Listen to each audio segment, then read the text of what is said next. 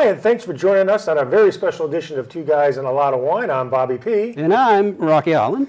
And we have a very special guest, a friend, longtime lobbyist, worked at the Capitol with my wife, Mr. Spencer Cain, who's involved with all kinds of things now, and his beautiful boat I hear down there at the, is it Mystic? Where are you? It's, Mystic. Mystic in that area. Yeah. So thanks for joining us, Spencer. I know we've talked before, and I've wanted you on the show. And Great to be here, Robert. And fantastic. I've never really done this before, but I do enjoy wine. And Spencer brought a very interesting wine that we're going to get to in a very short period of time. So you're watching this show. It's cold. It's the winter. So Rock and I said, let's have some bold reds on the show, just strictly across the board. Bold reds for that chill that you get in the wintertime. So that's what we have in store for you tonight. And hopefully they're all going to be interesting, or good, if not good, at least interesting. So I have a little one that I want to try really quick because I got it as a whim in a wine case that I ordered. It's a Canadian wine. It's from Quebec. It's called Mystery Road Shiraz. And Shirazes are pretty bold for the wintertime. Yeah. So we're going to try just a little splash of this. You can look online for this. You probably will not find this anywhere locally. If I could have your glass done there, Rocky. Thank you, sir. I know nothing about this vineyard. I know nothing about this wine. This is really just, it's Quebec, it's Canada, and it's going to be cold. So you think they might know their wine. So let us see what this is all about. I can smell it already. Oh, that is some good smelling wine, eh? That's good. Yeah, that's got some cherries in there, eh? It's not bad. It tastes good, but it has a weird after finish for me. A little weird aftertaste. What's the word you use? Cloying? That's a little. Cloying. That's a little cloying, eh? A little cloying. Yes. We're actually filming a hockey match after this, so. Well, here's my thoughts really quick. It's a little peppery. Definitely a little cloying. It is not horrific, so it's okay. I don't think it's okay. a food wine. I don't think it is I guess it's a drink alone. If it's really cold, this will warm you up. Yeah, now I get a little Feeling burn. warmed You up get that right little now. burn. Yeah, this is a whiskey burn. It is a on whiskey this burn. thing. And that's not even our Yeah, a highest little bit of alcohol content wine. That's only a 13. I don't know what the alcohol rules are in Canada, but in a lot of places it can say 14.5 and still be 16. So I'm not familiar with Canadians that just can't do Canadian. math, right? Yeah, That's what it's all about. Canadian wines. I've probably had 5 total in my life. They just don't export a lot of wine in Canada. I don't If think you I've ever visit had there, one. They have. I don't think I've ever They had have really good wine in Yeah. Canada, but they don't export a lot, especially Pinot Noir. I actually ordered a mixed case from Wines on Sale. I think that's the one you told me about, right? That site, winesonsale.com, or was it WTS wine still sold out. That's not the one. Wines on Sale, which is probably a similar, and I just ordered a random case, staff pick, and that was in there. Okay. So every once in a while I'll do that just to try something. Conversation piece. It's a conversation piece, and I got to say, look it up, Mr. Road. It's certainly not bad. Price point wise, if you look it up, I think it's like $12, $13, which of course, for an inexpensive heavy red, I think that's perfectly acceptable. I mean, It's not bad. It's like a blackberry nothing. It's like blackberries, and then it's like fruit stripe gum. You take a sip of it, and the blackberry's like boom, and then all of a sudden you're like, whoa, what was? Where did it brandy go? almost. It's like that. It You is. get that punch in the middle, then you get the burn. It does. and It then almost just tastes like it's fortified with something, but it's probably not. Canadian A's. Oh, that's out of I the don't know what this wine's about. But, All right, now we're going to go into the real stuff. So the first one is from me. I have the 100% Cab Three Finger Jack. This one is available locally. It is our highest point alcohol content tonight. It's 15%, I believe, and it's got pretty good reviews. It's in the $19 to $20 a bottle range. The reviews generally tend to be pretty positive about this one. I have not had this one. I received this one as a gift actually a few weeks back, and I had planned to save it exactly for this show, knowing that we'd be doing a heavy red. You can see the color's a lot different Where than, is this than from? what we just had. did I This say is from that's California. This is it Lodi, from I Lotta? believe. Yes, I think so. Yeah. Okay, so we're going to be stuck in Lodi twice tonight Yes, we are. because mine is also from Lodi. That's great. So you have 3 Californias coming up, not counting the Chilean. We'll be stuck in Lodi again, right? I'm sorry, I can't. Oh yeah, that's silky. That is Much silky. better. I have to say it's a little smoother. Yeah, well that's I think Yeah. you expect that, when especially like I said from like a Canadian wine or whatever. But when you get to a certain point, price point and location, and an established vineyard like where the Three Finger Jack is from, and these are old vines, I believe, and it's really this is a cold weather wine. What do you think, Rob? I've always wondered why they advertise old vines. Well, you should know that.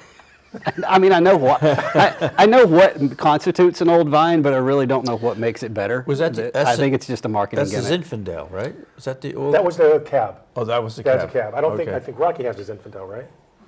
Yeah, I'll be really curious to try that after trying this That's to see. always an old vine. I think that means 50 years or longer. Is it 30, over 30 or is it 30. 50? I should probably know this, but it's been a long time since I had that Well, test. for those cab drinkers, this is a really good choice. Like I said, even though I have not had this one, it's my first time tasting this one. I can say pretty solidly that this is a really solid cold weather red. That'd be great in front of the fire, steak, chops. If you're at a restaurant, if Yeah, you're just this sitting would be home. good with some cheese. Yep, I'll find absolutely. out right now. Sitting on the deck of my yacht club, maybe. That Oh, come on, that's not called for in the wintertime. Come on, you're making us all jealous there. Actually, you probably can't sit out there in the wintertime. Oh, I sit out there all the Yeah, time. of course Oh, you do.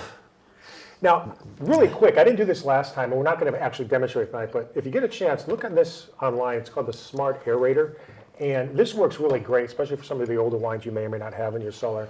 It is one of the few aerators that has some type of magnetic system inside it. So as it's aerating the wine, it puts the wine through a magnetic system. Now, that could just be snake oil.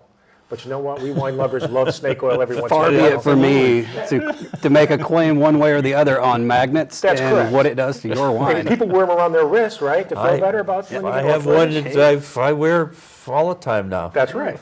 So this is relatively inexpensive. It's under $50. Check it out. And I'm not a sponsor in any such way, but if you like aerating your wine, this is a much faster way to do it, I think. And along with that is this great little electronic wine opener. It works great. And you can find this one. This is Secura. It's got a little fancy light there on the side. These things work great. Saves hand time. So, all right. So now we all agree that this was a good red? Yeah. All right. Very good. Awesome. Very smooth, low tannin, smooth, easy yeah. to drink. It doesn't dry your mouth out. Do you drink a lot of wine when you go out for dinner, Spencer? You always drinking wine when you go out for dinner, in general? Or do you a whiskey guy? You know, I hate to say this, Robert, but I drink just about anything. Nothing really I, fixes it for you when you're Well, I'm a big red wine drinker, but one of the things I like is I like rye, and I drink almost exclusively Whistle Pig, at least 15 year. I have a bottle of 18 year, which is very good. But I got into rye as it's got to be very, very smooth. Yeah. And some Irish whiskeys, Redbreast 21. I like. We did a whiskey show a few Yeah. years back. Didn't we do a whiskey show? Were you on I that was one? actually not here. I had You to weren't on miss that it. Matt Whitney filled in for me that day. And, they rye were and having the whiskey's whiskey gotta be really whiskey smooth. festival. Got to be smooth. Yes, Yeah. it has to be very smooth. Occasionally, I'm able to find a little Pappy Van Winkle. Oh wow! I think I am not that Pappy Van important. Winkle on. I think he brought that. Really?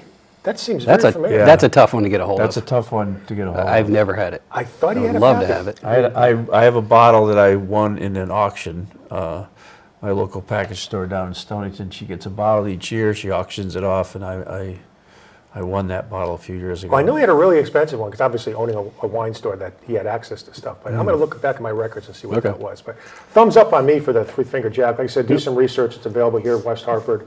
I think pretty much most of the stores will have that. If not, just look it up and you can find that. It's under $20. So good, very good. All right, so now we are going to go into a Merlot, I believe. Yes, this is my Rio Alto Reserve Chilean wine. And it's been a while since we've had a Chilean wine on the show. Yes. Spence, I'm going to give you a different glass this time. We're going to give you a Okay, different glass. I like that. I like So the scent. Chilean Merlots tend to have kind of an herbal quality to them. Some would call like Pass a me bell the pepper. glass. I like the, what's it called? The Temperillo? Temperillo. I almost brought a Temperillo Yeah, tonight, I too. always like those. That's a good And those are out of Spain. Spain. right? Rioja Yeah. has a lot of those. You get a And just like Spanish wine, Chilean wine tends to be very expensive, relatively inexpensive. Yes. And they tend to mostly be good. I mean, in general, that's putting a broad stroke on it, but they're inexpensive, but they tend to offer a little something for everybody's palate. So I can just smell that kind of herbal quality just when I wow, stick my nose in the glass. Very different than It's what kind of we like just a had, bell. yeah. You smell a bell pepper when you. Kind of like a grassy bell pepper thing, Well, that hits you in the back of almost the- all of the Chilean wines. To pucker a little bit. Very different, fruity though. It seems much fruitier than the first two that we've had. Is that common, Rocky, for a Merlot? I mean, what are California Merlots known for? California Merlot, all Merlots typically are on the red fruit end of it. They're going to be a little bit more of kind of a brooding red fruit as opposed to like if you have a Pinot Noir, tend to be a little bit more on the light red, light cherry, yes, yeah. depending on where it's from. Merlot and Pinot Noir in their fruit categories have a lot of similarities. Merlot is just a little more bold, a little more food friendly if you want to have like a big steak. A lot of similarities. Merlot and Cab have a lot of similarities, and a lot of Merlots will be oaked just to kind of tame them down a little bit. So, Do you have a lot of Chilean wines in your cellar? You only have like 3 or 4. I don't think so. Yeah.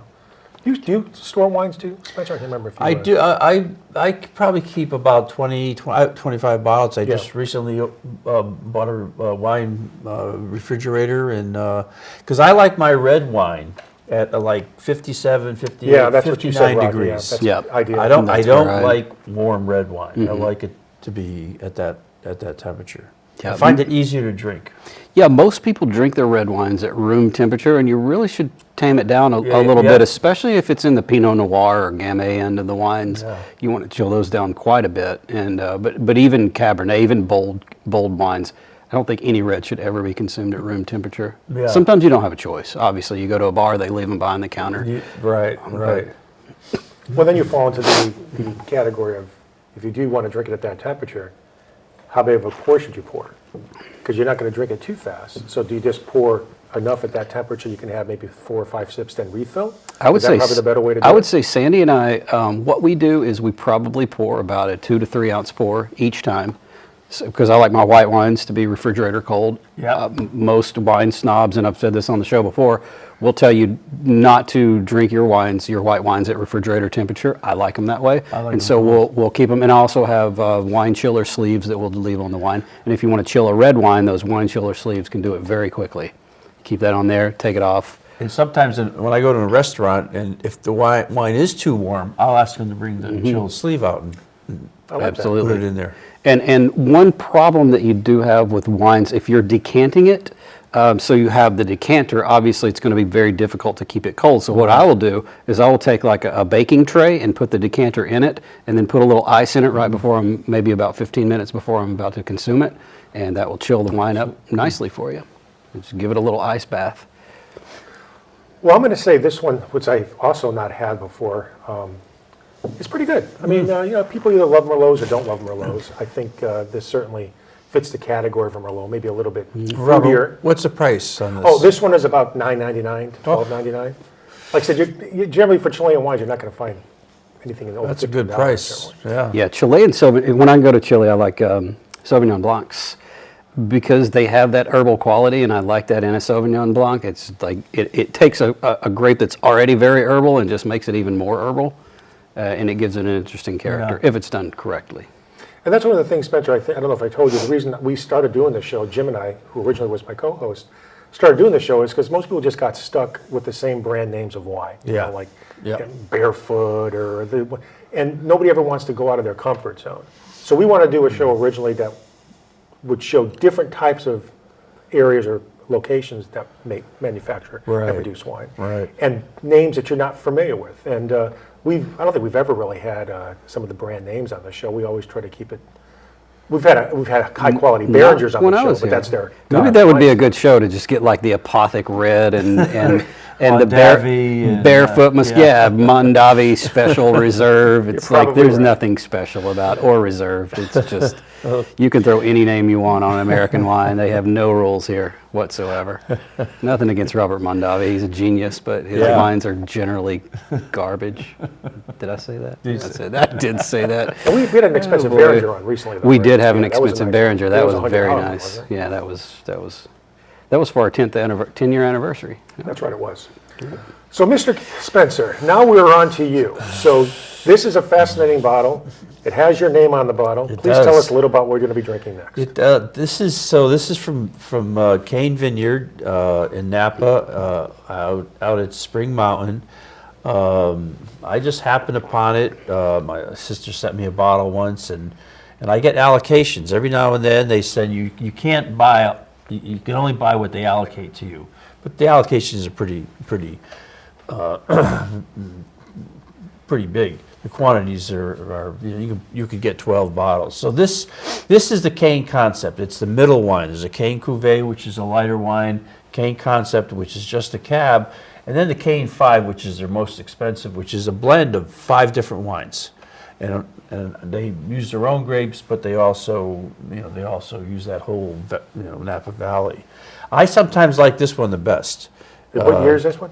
This, I think, is a 2012.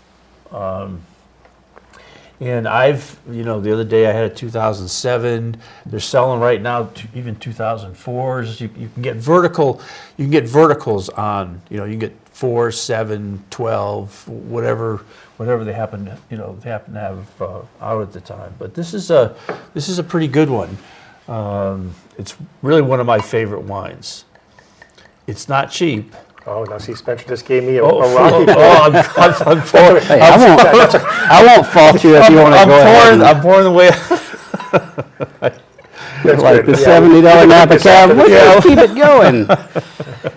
Got nowhere to be tonight. And the price point of this, Spencer, I know there's a lot of different This variations. is anywhere from $75 to $80. $75, And the Cain 5 is usually around $150. Cain Cuvée is about $35 a bottle.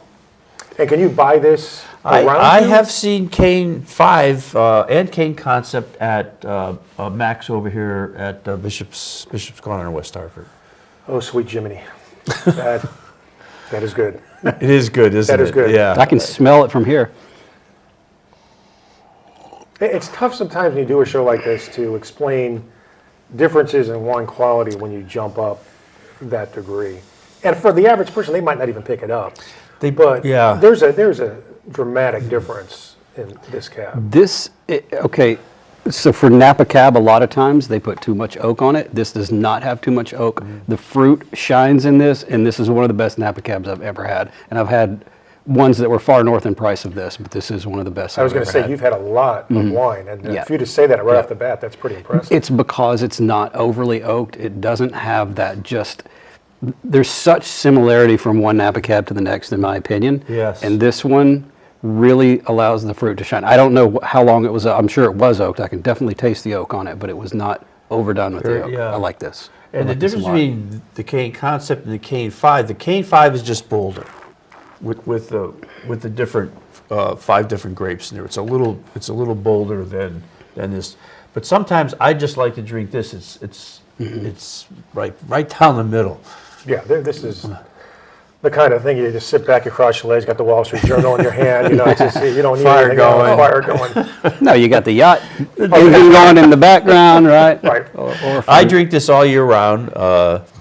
My neighbor, who's quite a connoisseur, he's got 100 bottles at his house up here in Mystic, and he's got 300 bottles down in Durham where he lives in the wintertime, and he really enjoys this. So he does like a good cab, but it's just one of those special, and you can get some vintage years still. I just have in fact, I've just got an allocation a few days ago for a whole array, a couple of verticals. You can order a vertical of Cain 5, Cain Concept, Cain Cuvée. So you can go right to their website and find this information. Yes, right, yeah. I had some Cain Shiraz that they had put out very briefly that was phenomenal. They did, unfortunately, a fire in 2020, I forgot the name of the fire, burnt down much of what they had. I remember that, Yes, yeah. it really burnt down a lot. A lot of places had They that. came out with some kind of bottles of wine that had no name on it. It's just the stuff that they had to get it out. but they're coming back. They're coming back Actually, strong. and before we get to Rocky's wine, I wanted to ask Rocky this. He might know this. Because of all the fires that happened around that time, will there be wines from California that are going to have hints of smokiness in them? Just the fact that that's in the soil now, the residue from all that? Probably, because if you think about it, it's going to get into the vats as the red wine is left in an open vat whenever it is allowed to go through the fermentation process, and so there has to be smoke in the atmosphere that's gotten into those things. Whether it's going to be very noticeable as far as like, are the roots going to pull up the ashes and the smoke in that process? I don't think so. I don't think that's going to have an effect. But in the actual, vintner process, in the wine making process, it's got to be there when they had those fires that were just so potent in that region. So we're going to put this delicious Spencer Cain wine off to the side. We're going to save that finish one. that after the show. And we're going to go to Rocky's one at the, what are you down here, Rocky? I feel like the substitute teacher all of a sudden. We're going to my. This came highly recommended. I have never had it. This is Predator Wines, and apparently it has a picture of a ladybug.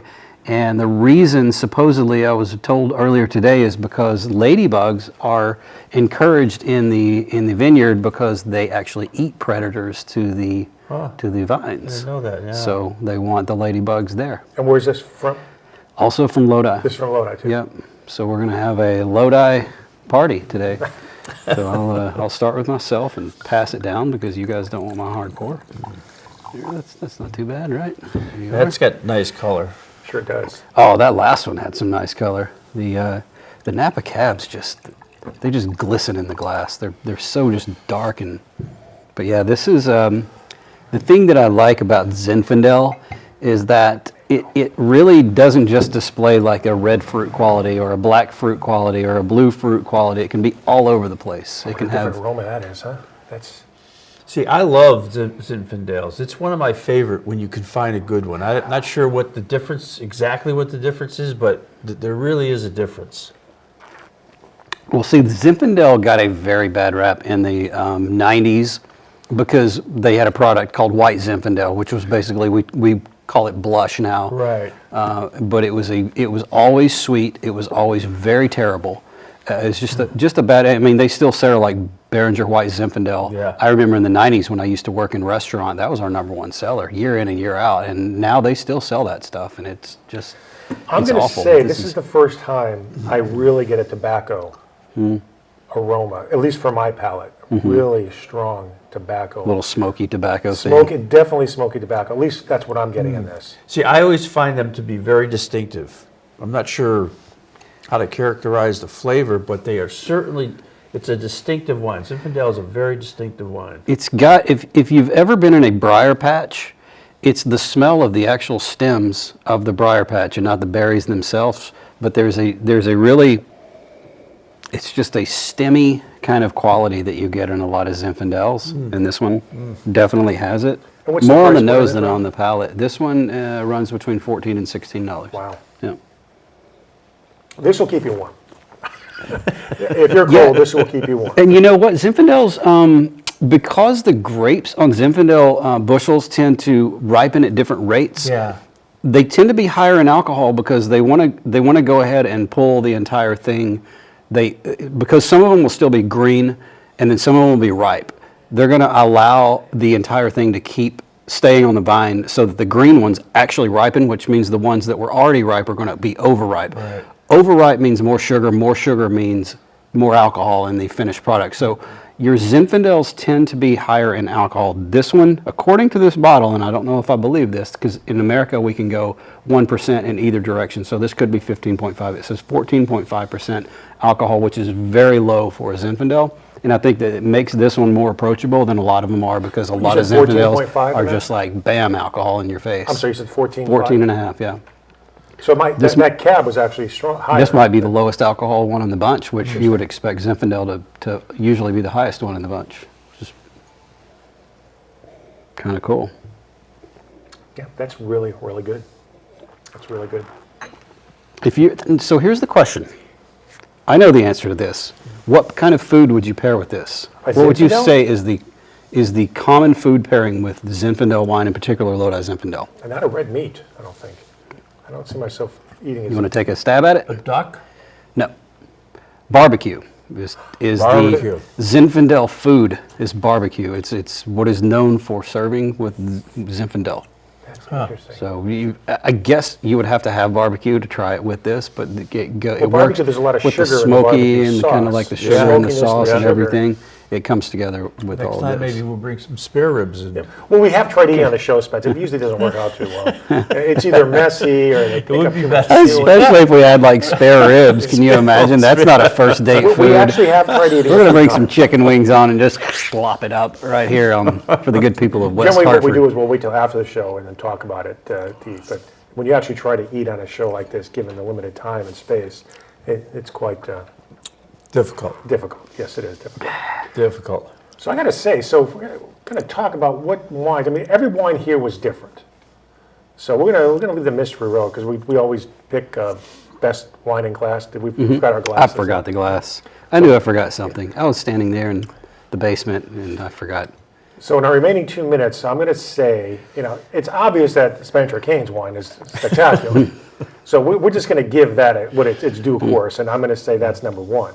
So we're just going to go for number two today.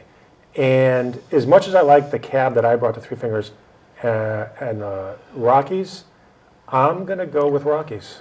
I'm going to go with the Zin for my second, number two. I like the Zin, but I really like the wine from Three-Finger Chile. Jack. Oh, the Chilean. Yeah. The Merlot. Nice. It's different, isn't it? Yeah, it Just, is. It's something It you're not is. used to in wine. So what's the price point on the three? On the three? Three-Finger Jack is under $20, between $18 and $20. That's still. I mean, for the price, I'm stuck in between the two. This one is so cheap. And like I said, for the price point, especially for people who like Merlot, and even if you don't, it's an easy drinking wine. Yes. Yeah. And Rocky, what was your choice? I would probably put this in at number two, and I'm actually reading the label here. It says serve with short ribs, so Well, there you go. There you or go. a juicy burger. You don't want to serve it with a dry burger, apparently. I guess that's what they're Juicy trying to. burger. That's the point they're I trying could see to that. get A little across. barbecue on the burger, maybe. It's got to have the barbecue sauce. I think that's what it is. I would actually like to have a Zinfandel and barbecue party sometime. Maybe not on the show, but You don't have to convince me, Rocky. We're always finding another theme party to have more wine. You So can always come down to Mason's Island, and I can get the meat. well, you do understand, though, if we come down there, you will have to keep us there for the 24 hours, right? We can't drive back I home. have 5 bedrooms. Oh, there's your answer. So we're going you to will not wrap have up. to I wanna- twist my arm.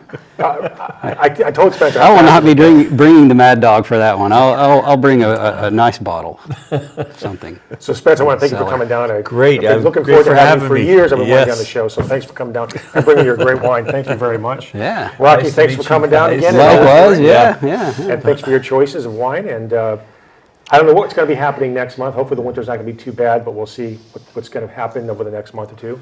So stay warm, and until next time, keep Rocky, Mr. Spencer, all of us In your wine cellar. cellar.